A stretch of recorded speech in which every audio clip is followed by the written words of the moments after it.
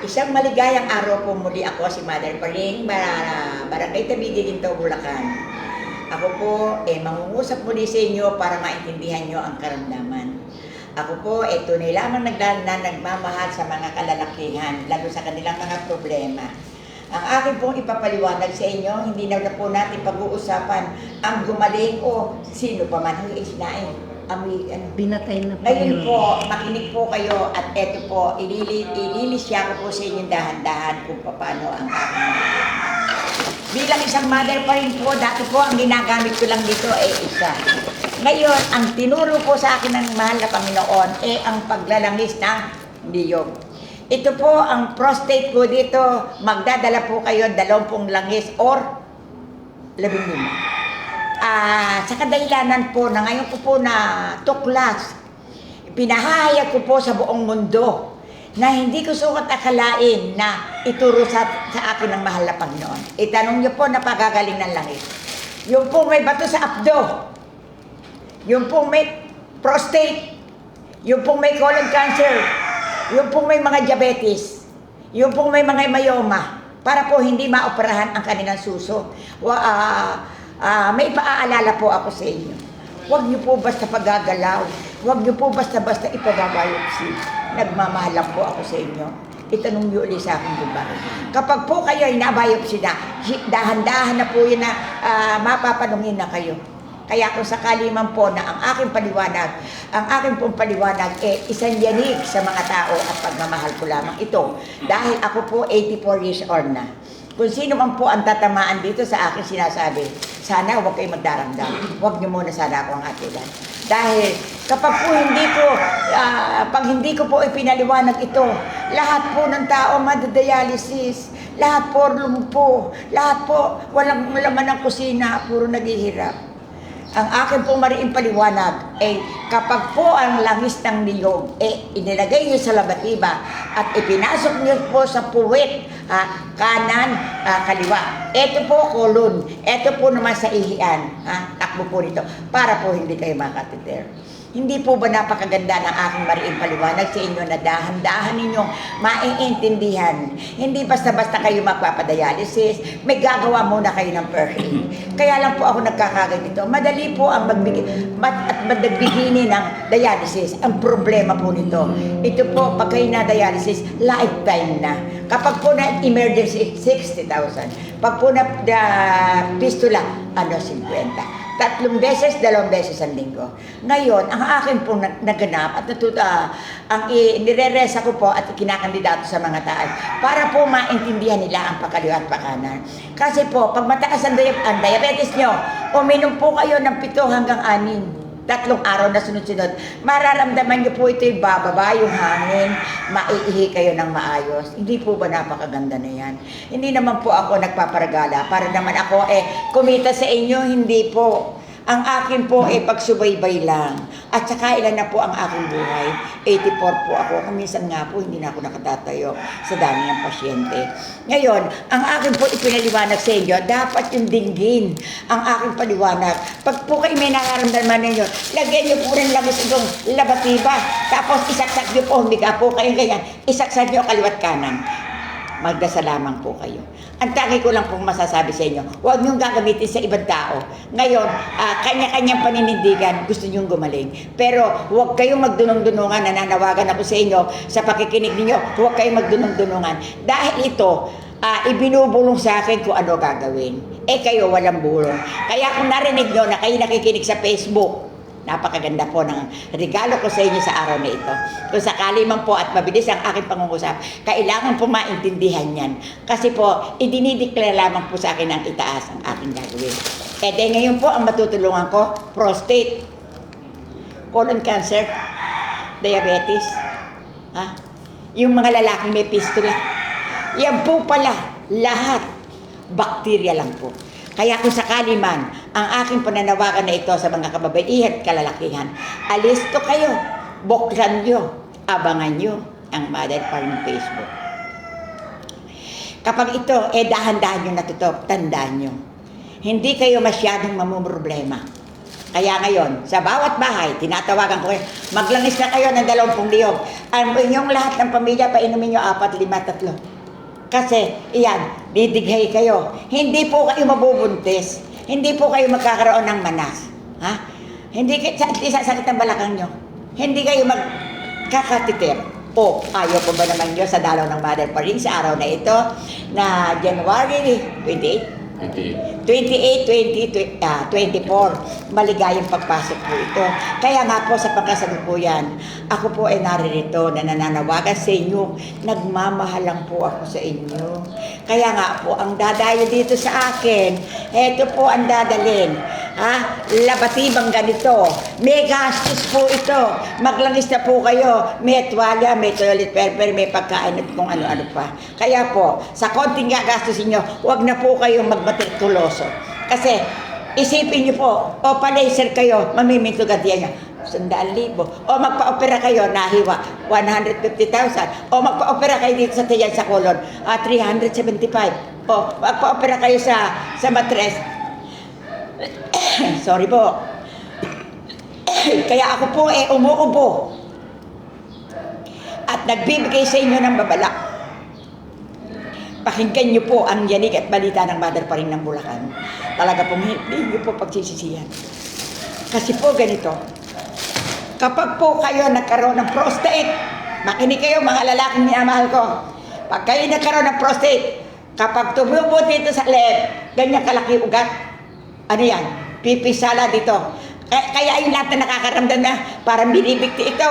May prostate kayo. Ang tubo ng prostate 40. Meron tinutubuan ng 35. Sa hanggang 70-80. Ngayon, ang aking pagmamahal sa mga kalalakihan, kahit anong gwapo ninyo, zero kayo. Kahit anong yaman nyo, zero kayo. Kahit anong yaman ninyo, zero kayo. Kahit nasa inyo lahat ng lupa, sasakyan, building magaganda, kapag kayo ay nagkaroon ng prostate, zero na kayo.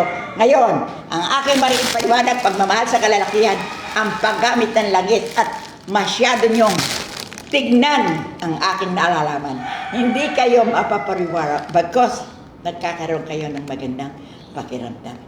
Kasi eto pa, kapag ito nagpara dito, hindi na kayo makakalakad, paralitiko na kayo. Pag pumunta naman sa ulo, abnormal na kayo. O dahil ngayon, nalaman nyo, hindi kung ano-ano iniisip nyo. Basta ang tao naniniwala, may pag-asa. Huwag pilosopo. Ngayon, eto sasabihin ko, kung kayo manis, nasaan, mamayaman, mamahirap. Ang karapatan, ibigay nyo ang hindi inyo, ibigay nyo, kunin nyo lamang ang inyo. Kaya isang maliwanag na magandang umaga po, ang aking pagbati sa lahat ng karamdaman. Kapag po kayo ginamot ko dito, ang dinabatiba, huwag po kayong iinom ng tubig na malamig. Kasi po yan, malamig po ayan, sisikmurain kayo. Hanginin po ang tiyan ninyo. Kaya kung sakali man po, sino man ang lalaking naririyan na nagbabara ang ihi, heto lang po ang Mother pa rin. Magdala lang po kayo ng gamit. Siyempre naman, meron kayo sa aking alaala, meron kayong pasalubong. Siyempre, kumakain din ako. Ano at kay ganda ng aking sinabi sa inyo, Mother pa rin ng Bulacan, tuloy-tuloy po ako nanguhusap sa inyo. Ang aking po talagang pasintabi sa buong daigdig. Wag po kayong masasaktan. Ito po tunay na dialysis. Kapag po ang lahat ng tayo may karamdaman, kapag po tumaas ang creatinine, puro po dialysis lahat yan. Kaya nga po ako nag-aapura ng pagbabalita para maintindihan ng tao, hindi dapat ang lahat ng tao sa ibabaw ng mundo dinadialysis.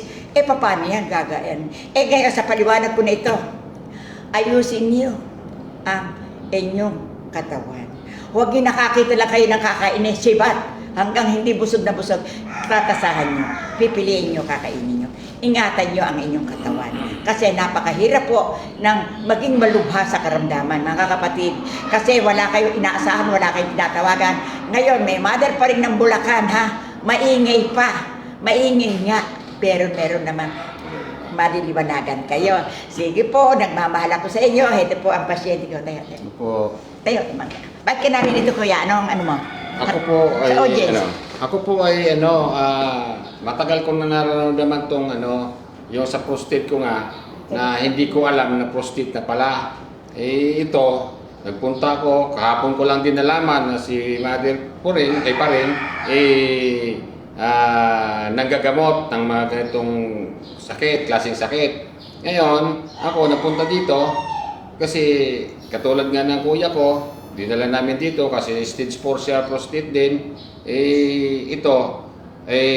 Nagpapasalamat kami at natagpuan namin si Mother pa rin dito sa Bulacan.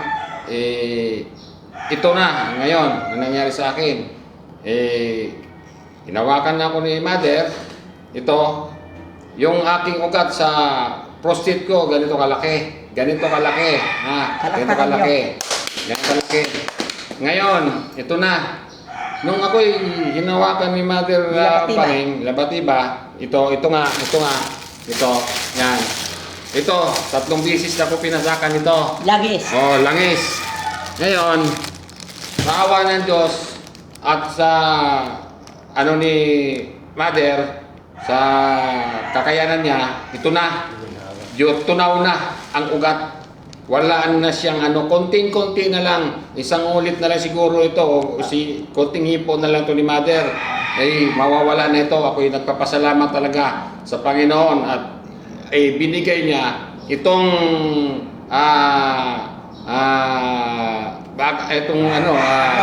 manggagamot na si Mother na kahapon ko lang nalaman at andito na agad kami. Ngayon, andito na. Ngayon, ito na. Ako'y nagpapasalamat kay Mother Paring dahil sa guminawa.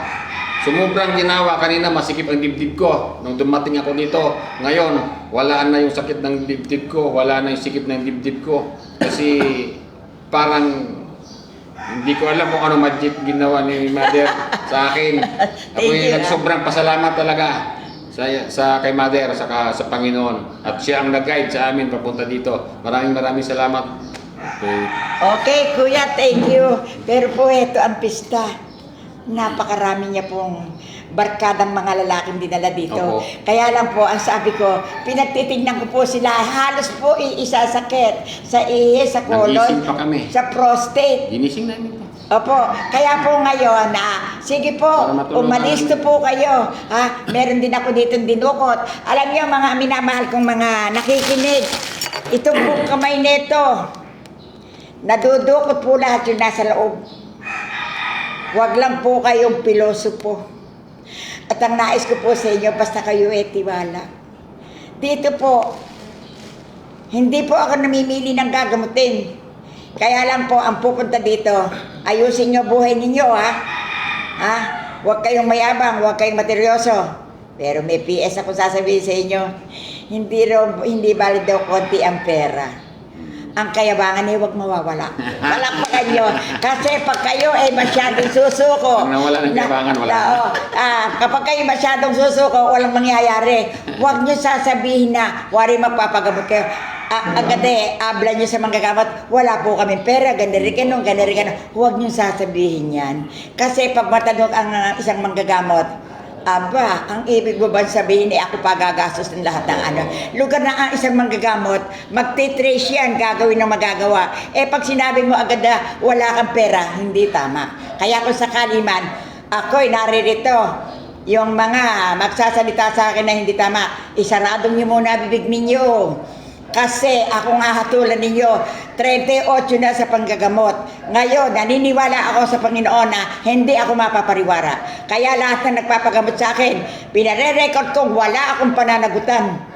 Ano man ang mangyari. Tanong niyo po ulit sa akin kung bakit. Kasi po ang lahat ng pupunta dito naka-wheelchair, straight 4, suso, lahat ng bagay po. Kaya po dito niyo po makikita ang aking panggagamot. Nananawagan din ako sa magpapagamot dito sa akin na kung pupunta kayo dito bagong paligo at saka kayo nakapinutuan ng kasuotan. Kasi po, pag kayo po initim ang suot nyo, naku po, problema na nyo karamdaman hindi pa kayo gagayak. Hindi bali ako po hindi nakagaya. Pero kayo magpapagamot, lalo sa gamutan. Magbibihis kayo, magpapabango kayo, magpupunas kayo nang mahawakan na kayo ng manggagamot. Kasi po, syempre ang manggagamot, araw-araw po ay puro sakit ang hawak. Eh kung kayo pinadaitin na hindi kayo bagong paligo, eh de po, aalibadbaran. Kaya kung sakali man, prangka akong makipag-usap sa inyo. Basta po, pawang sa katotohanan lamang, nakahanda ako sa inyo. O sige, ito yung kailangan. Opo. Magandang umaga sa lahat na nagpa-follow up. I-follow up niyo ako sa Facebook. Marami kayong matututuhan. Okay. Thank you, Bye-bye thank you, sa thank you. kalalakihan. Thank you. Okay. Gagaling kayo. Okay. Picture.